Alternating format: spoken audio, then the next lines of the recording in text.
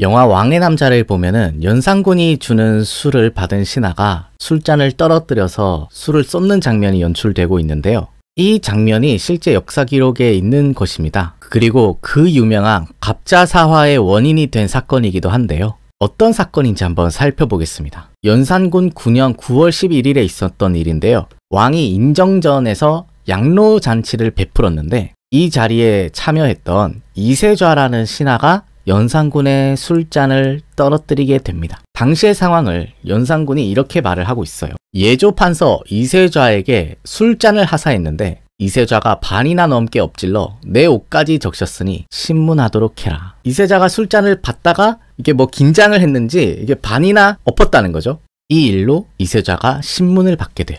그래서 이세자가 신문을 봤는데 자신이 왜 술을 흘렸는지에 대해서 이렇게 변명을 해요. 소신이 숨이 헐떡여 진정하지 못한 상태였고 살이 쪄서 둔하기 때문에 지나치게 조심하고 긴장하다가 모르는 사이에 엎질렀습니다. 그러니까 너무 긴장해서 실수로 엎질렀다. 일부러 엎지른 게 아니다. 일부러 엎지르진 않았겠죠. 근데 연산군은 이세자의 이 말을 듣고도 이세자를 용서해주지 않습니다. 이렇게 말을 해요. 술을 못 마시면 조금씩 마시면 될 것이지 술을 엎지르는 것은 잘못되었다. 설령 긴장해서 실수했다 하더라도 있어서는 안 될 일이다. 그렇게 해서 이세자를 처벌을 하는데 처음에는 전라도 무안현으로 유배를 보내는데 전라도로 내려가고 있는 중에 다시 명령을 내려서 함경도 온성으로 가라고 합니다. 그러니까 국토의 끝에서 끝으로 이세자를 왔다 갔다 시킨 거죠. 이걸 보면 연산군이 일부러 한다는 걸 알 수 있겠죠. 그렇게 몇 달 정도 지나서 연산군이 이세자를 용서를 해줍니다. 그동안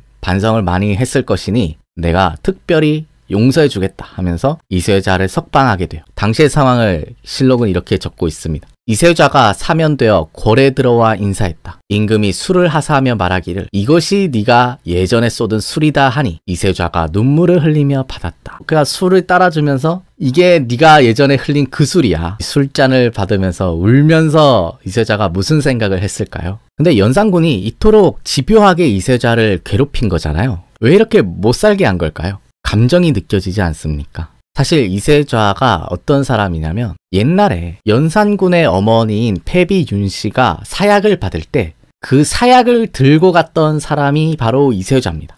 그러니까 연산군은 자신의 어머니한테 사약을 갖다 줬던 그놈 이세좌를 한번 혼내줘야겠다 이렇게 마음 먹고 있다가 이제 술잔을 엎은 거를 꼬투리 잡아서 이렇게 한 거죠. 그런데 이세자가 술잔을 엎은 이 단순한 사건이 점점 수많은 선비들을 죽이게 한 큰 사화로 번지게 됩니다. 그게 바로 갑자사화인데요. 연산군 10년 6월 26일에 연산군이 이세좌에 대해서 이렇게 말을 합니다. 이세좌는 승지로서 자신의 안위를 뒤로하고 힘써 충언하여 그 일을 막았어야 했거늘 감히 불경한 말을 하고 독약을 직접 구하여 그 일을 이루었으니 이것이 사람이 할 일인가. 연산군 생각에 성종이 그런 명을 내렸다 하더라도 막았어야 된다. 그 일을 막았어야 했는데 자신이 직접 독약을 구해서 마침내 패비 윤씨를 죽게 했다는 거예요. 이건 사람이 할 일이 아니다. 그리고 또 연산군이 이세좌에 대해서 이런 말을 합니다. 이세좌는 내가 주는 술을 마시지 않고 엎질렀을 뿐만 아니라 구차스럽게 선왕의 명을 받들어 어머니를 죽이는 일을 이루었으니 참으로 간교하다. 연산군은 특히 이세좌에 대해서는 이렇게 말을 해요. 내가 반드시 이 자를 베어 죽인 뒤에야 시원하겠다. 어머니의 원수,